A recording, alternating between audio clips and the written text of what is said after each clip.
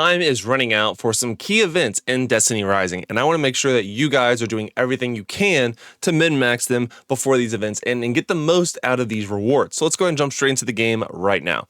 So Calamity Ops is the first one. This is one that I've actually even missed out on in the past. So this one is on sort of like a reward cycle. So you have X amount of time to get into one of these three areas: the regulation zone, the unchanged, and the promotion zone. If and when you get into the promotion zone at the end of a cycle, you do go to the next rank because you get promoted. Congratulations. So I will be going to Specialist 2, assuming that nothing crazy happens in the next 1 day and 22 hours, or probably 1 day and 12 hours by the time you see this video. But again, you get some pretty sick rewards. So you can see that you get 3 of these incandescence clusters, which are some, honestly, like a really, really good reward. So you do want to do your best to get these as much as you can. Again, for those of you that aren't clear on it, it's not that you have to get like pass a certain threshold in order to get it, but you do get a cumulative words are hard score reward, which is right here. But everything else is just getting into that zone. So you can see that like in my case, you can see my rank or my best amount of points, and you can see that I'm in the promotion zone. So you want to try to do this the best of your ability and get your grind on, get those rewards, because that does end in, like I said, just over a day. So make sure you're doing that, get into the promotion zone, and you'll be getting a plethora of good in-game rewards. The next one is the Expanse. This one is a little bit harder. You can see that even myself, I am on, I think, I'm on Echoes, and I'm on stage 30. So I will likely try to finish that myself. The other one was, of course, Eternity, which I did do on Wolf, which was honestly a pretty miserable grind. You can see I'm leaving 4 keys on the table. There is a non-trivial chance that I will not do this. Like, there is just no way I think that I could get a better time with my current setup and characters and just power levels or lack thereof. You can see that the required power level for stage 30 is 67,800. My Yolder is not that. She's at 67,154. She's actually my highest because I've been putting so much into her to try to beat this. Again, I'm assuming that the elements and all that will change, but more importantly, we'll also be able to get some of the easier clear rewards from the first few beginning ones, assuming that the Expanse does just straight up refresh, which it does look like it does in a day and 12 hours. And again, these easier ones are, I say easier, they're just, again, level wise easier, quite literally.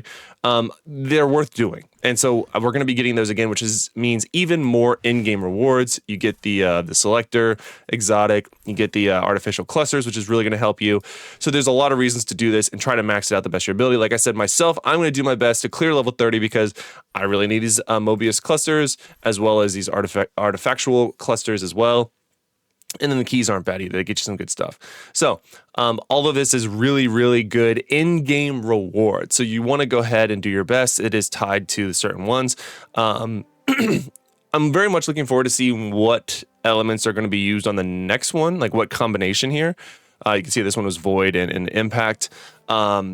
Because I'm trying to recommend characters, especially like a top 3, that can give you the most flexibility possible for this type of stuff. So I'm curious, and before I make that video, I wanted to see what the change would be to see if I've done a good job. Loosely, just to share, I mean, the 3 characters I'm considering are going to be Yolder, Ningfei, because I got a god tier roll on the weapon, so I've been upgrading this as like the best weapon that I could possibly make. So I'm getting a ton of power from this, and I still have some more upgrades to go. But again, this is the same primary I'm using on both. So Ningfei, Yolder, again, both of you using a Void, and then for the main or second weapon, she has the Flame or Solar, and Ningfei obviously has Arc. So they're both very, very, very good, but have a lot of flexibility because especially Yolder has Impact as well as the this one. Like it's not called Submachine Gun. I forgot what it's called. It's like Rapid Fire. I want to say it's Rapid Fire. Whereas Ningfei is just solely rapid fire. Now he has the best rapid fire with his exotic, but that's a story for a different time. And then the other one I'm going to recommend is going to be Tantu or Wolf. Now the reason being is that you do get the piercing with Tantu, but also if you had the Borealis, you can change between all the elements. So you get even more flexibility there. Now, if you've been watching this channel for any amount of time, I did recommend you getting the Borealis for Tan2 on the 7-day and the 14-day login rewards because of the flexibility. You just cannot beat having the ability in your one character to be able to literally change between any element. It's pretty sick. Now, again, he's only piercing, which does have its own drawbacks, but again, he does have his abilities, are just like the having the ability of both heal and do almost the most damage in one try is really sick. So, but then again, Wolf is from an artifact, or I'm sorry, a talent tree standpoint, fully maxed out, assuming you've finished a story, and you get that obviously for free. But he also has the multi-hit one, but so does Yolder's sword. If you are not in front of a person, her sword does do, like if you're not in melee range, it has a little bit of range to it if you're using the sword, the Partridge Sky, and it actually can hit and do some AoE damage. So I use this all the time to try to clear those types of mobs. So Yolder, in my opinion, has the most flexibility between rapid fire, impact, and then the explosive ones.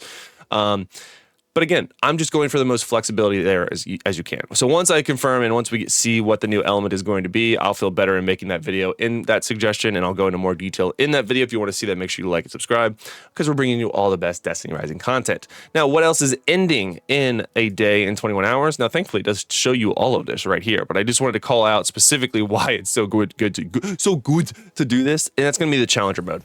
So this is going to reset, it looks like, in a day in 21 hours as well. The rewards here are just bafflingly good. Again, these are the meta stable cores are what is going to allow you to literally upgrade your primary weapons past 80 to 85. I say primary, it's both weapons.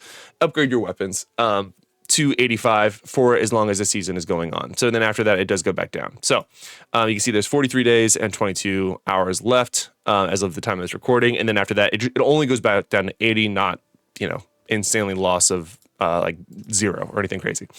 But again, because I'm using the Wolfpack on 2 of my primary characters, I'm getting a ton of value upgrading that one first. So make sure you're doing these activities. Now, the cool thing is by doing the Challenger mode, it will then help you for the Expanse. Because again, if you're using whatever area or character you're using to clear the Expanse, you can upgrade their primary weapon, which is what I did. I upgraded Wolf because he's who I used, and then Yolder to her primary weapon for the reason I just explained, to get through those parts of the Expanse. The Expanse is it is arguably the most important one that ends in a day in a few hours.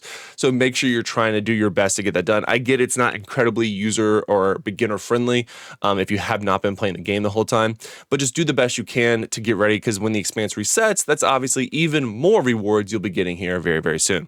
Hopefully you guys found this video helpful, and if you did, make sure you like, subscribe. I also covered a video earlier today where I talked about some massive drama going on in Destiny Rising. I tried being as neutral as I can and talking about just the issues, because there were multiple, and sort of the overall community's feedback, and then ultimately giving you my opinion. So if you haven't already seen that video, make sure you click on this video right now, because guys, that is a ton of drama in Destiny Rising, and I don't like always covering drama, but I do want to make sure you guys as the community know what's going on and have what you feel is an opportunity to share your voice, and that's going to be in my comment section, and I will do my best to share that feedback abroad. So make sure you click on this video right now to see what the drama is and see what your opinion is in those comments as well. So hope to see you guys in a video soon like this one. So click on it right now.